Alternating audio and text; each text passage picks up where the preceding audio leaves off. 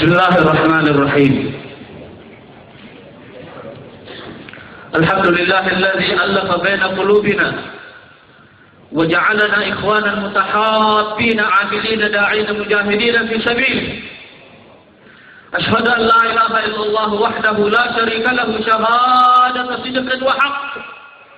Wa ashhadu anna Muhammadan 'abduhu wa rasuluhu al-mab'uts rahmatan lil 'alamin. Uhayyikum ma'asyar ikhwani wa akhawati jami'an bi tahiyyatil islamil khalidah wa tahiyyatul islamil salam. Assalamualaikum warahmatullahi wabarakatuh.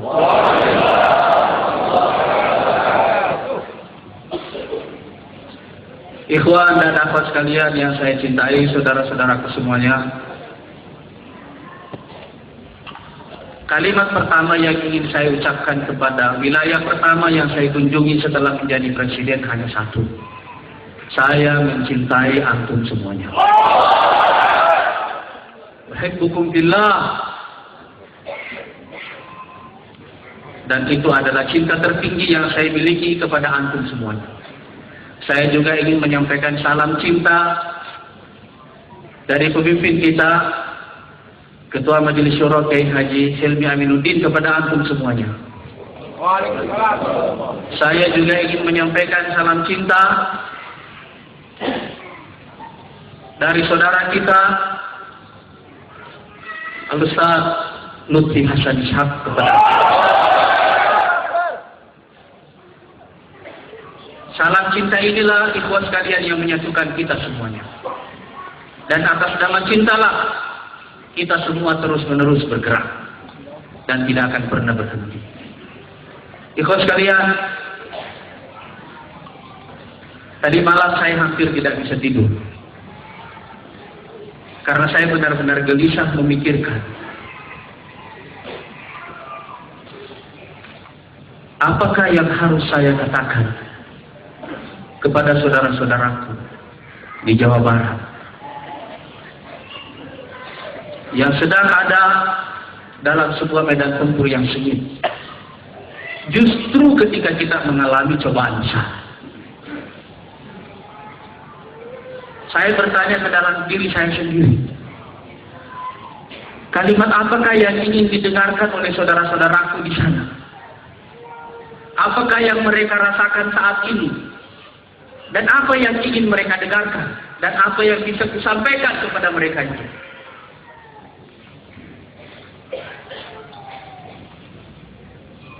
Saya sholat, dan setelah sholat saya duduk terbenung dalam waktu yang lama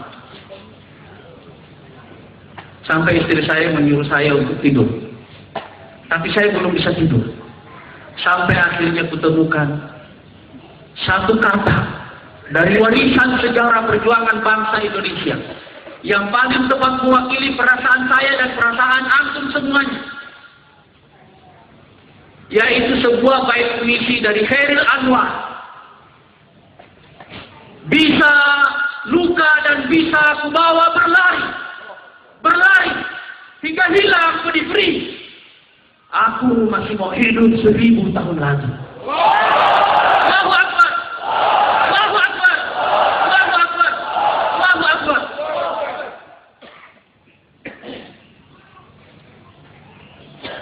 Ikhlas sekalian, seandainya ada sebuah perumpamaan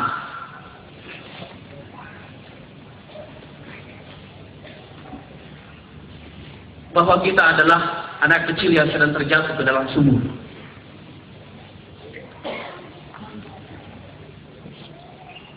dan peristiwa ini direkam secara live dan ditonton oleh semua orang,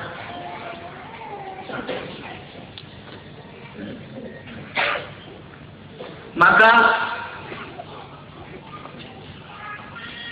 Saudara-saudara sekalian, yang harus kita pikirkan seandainya kita ada di dalam sumur itu hanya satu. Jangan pikirkan apa yang dirasakan terlebih dahulu oleh orang lain. Tapi pikirkanlah bagaimana cara keluar dari sumur itu. Fokuslah ke dalam diri sendiri. Temukan cara untuk segera memanjat dan keluar dari sumur itu. Jangan terutama memikirkan apa yang dipikirkan oleh orang lain. Jangan merasa malu, jangan merasa bersalah, jangan merasa tidak mampu, dan apalagi jangan merasa tidak berdaya. Sebab musuh kita yang paling besar di dalam diri kita yang akan menghentikan semua langkah kita adalah perasaan tidak berdaya. Itulah sebabnya setiap pagi Rasulullah SAW menganjurkan kita berdoa. Allahumma inni a'udzubika minal 'ajzi wal kasal. Karena perasaan tidak berdaya itu akan mematikan seluruh langkah kita. Walaupun sebenarnya kita mempunyai kekuatan untuk terus melangkah.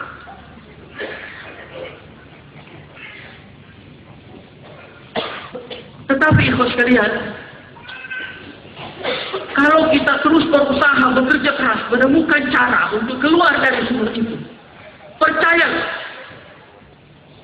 bahwa orang-orang yang menonton kita itu tidak memikirkan kenapa antum semuanya ada di dalam sumur, tetapi terlibat dalam antum, dengan antum semuanya, dengan saudara-saudara semuanya dalam satu hal.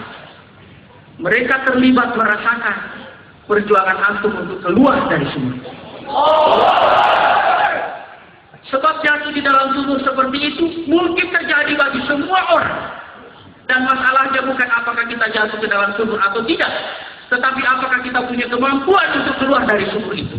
Kemampuan untuk keluar dari sumur itulah yang sekarang menjadi tontonan publik di seluruh republik ini saat ini. Dan kita harus memperlihatkan kepada bangsa Indonesia bahwa kita adalah partai yang pandai belajar. Bisa dengan penuh lapang dada mengakui kesalahan, tapi pada waktu yang sama juga tahu bagaimana merecovery perasaannya, merecovery pikirannya, dan menemukan kembali sumber energi.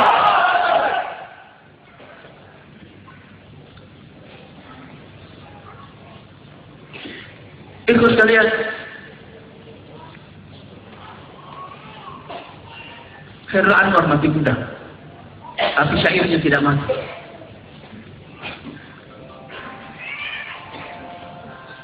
Tapi kita, ikhwas sekalian, tidak akan mati muda. Kita akan hidup jauh lebih lama daripada yang kita bayangkan. Oleh karena itu, ikhwas sekalian, kita harus selalu menemukan dari manakah sumber energi baru kita begitu kita menghadapi cobaan seperti ini. Saya mengingat kembali, ikhwas sekalian, ayat yang diturunkan kepada Nabi Yusuf begitu beliau berada di dalam sumur. Wa auhayna ilaihi la tunabbi'annahum bi amrihim hadza wa hum la yash'urun. Subhanallah. Wa auhayna ilaihi la tunabbi'annahum bi amrihim hadza wa hum la yash'urun. Dan kami wahyukan kepada Yusuf bahwa suatu saat kamu akan menceritakan kembali peristiwa ini kepada mereka dan mereka tidak menyadarinya.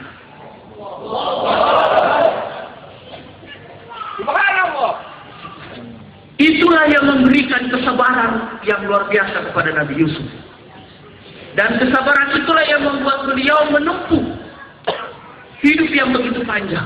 Saya ingin bertanya kepada antum semuanya, berapakah lama antara saat Nabi Yusuf berada di dalam sumur atau saat beliau melihat mimpinya yang sebenarnya adalah visinya bahwa suatu saat saudara-saudaranya akan bersujud kepadanya? Berapakah lama saatnya itu semuanya? Sampai beliau kemudian memimpin Mesir dan kemudian saudara-saudaranya datang bersujud padanya. Tahu berapa lama? 40 tahun. Saudara-saudara sekalian, ada dua riwayat. Riwayat yang pertama mengatakan 40 80 tahun. Riwayat yang kedua mengatakan 80 tahun. Bahasa Indonesianya adalah 8 kali pemilu. 16 kali pemilu.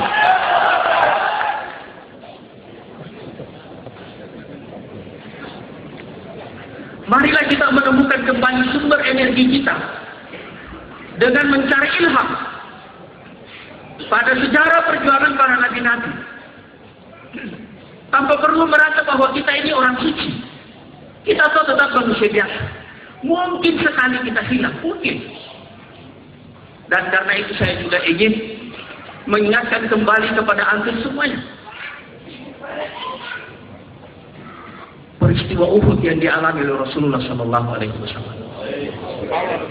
70 sahabat Rasulullah Sallallahu Alaihi Wasallam jatuh korban sebagai syahid di situ. Dan itu bukan karena kehebatan musuh, tetapi karena keteledoran dari pasukan panah.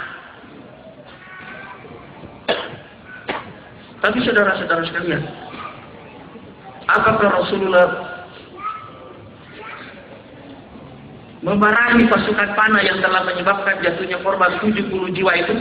Termasuk diantaranya adalah pamannya sendiri, Hamzah bin Abdul Muttalib, dan duta Islam pertama yang ke Madinah yaitu Mus'ab bin Umair. Apakah Rasulullah memarahi mereka itu? Sama sekali tidak. Dan tahukah antum semuanya apa yang dilakukan oleh Rasulullah Sallallahu Alaihi Wasallam setelah itu? 3 hari setelah peristiwa Uhud itu, beliau langsung menggempur beberapa kabilah-kabilah yang ada di sekitar Madinah yang mulai berpikir bahwasanya pasukan Madinah sudah kalah dan pasti mereka down, pasti mereka lemah, pasti mereka tidak percaya. Itu waktunya menyerah. Tidak. Rasulullah tidak ingin memberikan waktu bagi pikiran itu untuk berkembang. Rasulullah tidak ingin memberikan waktu kepada pikiran itu untuk berkembang di kabilah-kabilah itu dan kepada kabilah-kabilah yang lain. Itu sebabnya secepat kilat beliau Rasulullah Sallallahu Alaihi Wasallam segera bergerak dan menggempur kabilah-kabilah itu. Saya membayangkan ikhwan sekalian, peristiwa 3 hari setelah Uhud itu adalah peristiwa yang akan antum alami di Jawa Barat. Allahu Akbar. Allahu Akbar. Allahu Akbar.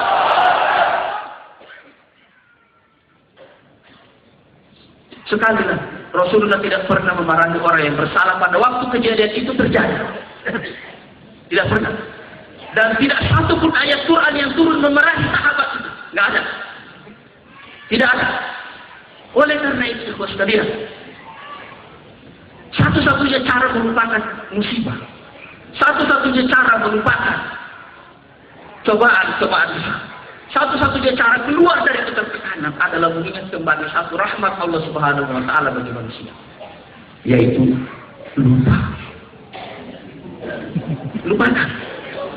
Ingat 3 hari setelah peristiwa. Apa yang sudah terjadi lupakan. Karena kita tidak punya waktu untuk mengasihani diri sendiri, apalagi meminta rasa kasihan dari orang lain. Tidak ada. Kita tidak punya waktu. Kita harus menjaga energi kita dengan cara melupakan seperti itu. Kita tidak berarti tidak mengevaluasi apa yang telah terjadi, sama sekali tidak. Tetapi dengan cara melupakan, kita menghemat energi spiritual kita. Jangan ada energi yang kita pakai untuk menyesali diri sendiri, apalagi menyalahkan bersama saudara. Karena yang menggabungkan kita semua ini adalah atas nama cinta. Boleh jadi ada di antara kita yang salah, tetapi persoalannya bukan dari situ.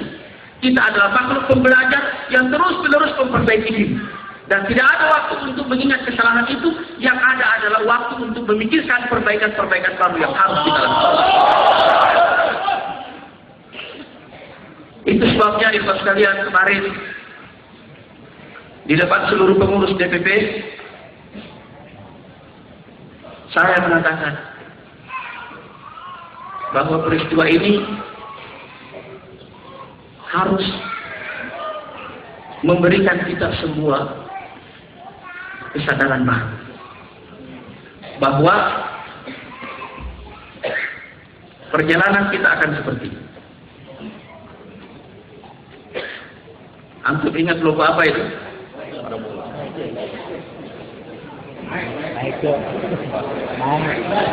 Naik. Just do it. Ingat? Sekarang waktunya kita naik. Saya mulai kembali. Sekarang waktunya kita naik. Apa yang sudah terjadi? Terjadi. Sekarang waktunya kita naik. Sekali lagi, sekarang waktunya kita naik. Sekarang waktunya kita naik.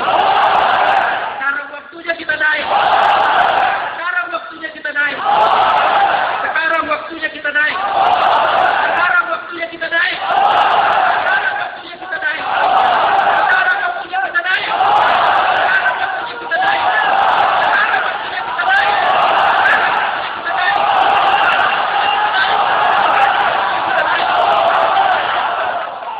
Assalamualaikum warahmatullahi wabarakatuh.